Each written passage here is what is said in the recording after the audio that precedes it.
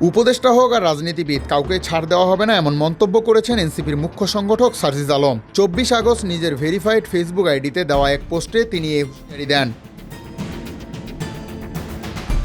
সার্জিস আলম বলেন, জুলাই সনদের মাধ্যমে মৌলিক সংস্কার বাস্তবায়নে যেই বাধা হয়ে দাঁড়াবে তাদের মুখোশ জনগণের সামনে উন্মোচন করা হবে। তিনি আরও সতর্ক করে লেখেন, সাধু সাবধান, কে কি করেছেন কিংবা করতে চাচ্ছেন কোনো কিছুই গোপন থাকবে না।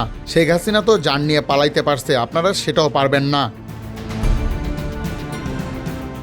এর আগে শনিবার জাতীয় ঐক্যমত কমিশন রাজনৈতিক দলগুলোর কাছে জুলাই জাতীয় সনদ 2025-এর চূড়ান্ত খসড়া পাঠায়। সেই সঙ্গে দলগুলোকে 20 আগস্টের মধ্যে মতামত জমা দেওয়ার জন্য অনুরোধ জানানো হয়েছিল। এদিকে বিএনপি নেতা ও সাবেক স্বরাষ্ট্র প্রতিমন্ত্রী লুৎফুজ্জামান বাবর নেত্রকোনার মোহনগঞ্জে এক সভায় বলেন, দেশের স্বাধীনতা ও সার্বভৌমত্বের প্রশ্নে কোনো অপশক্তির সঙ্গে আপোস করা হবে না। তিনি আরও বলেন, জাতীয় সংসদ নির্বাচন অনেক কঠিন পথ আমাদের অতিক্রম করতে হবে, সেজন্য ঐক্যবদ্ধ থাকতে হবে। নিজেদের মধ্যে সব বিভেদ ভুলে সংগঠিত হয়ে থাকতে হবে, ঐক্য ধরে রাখতে হবে।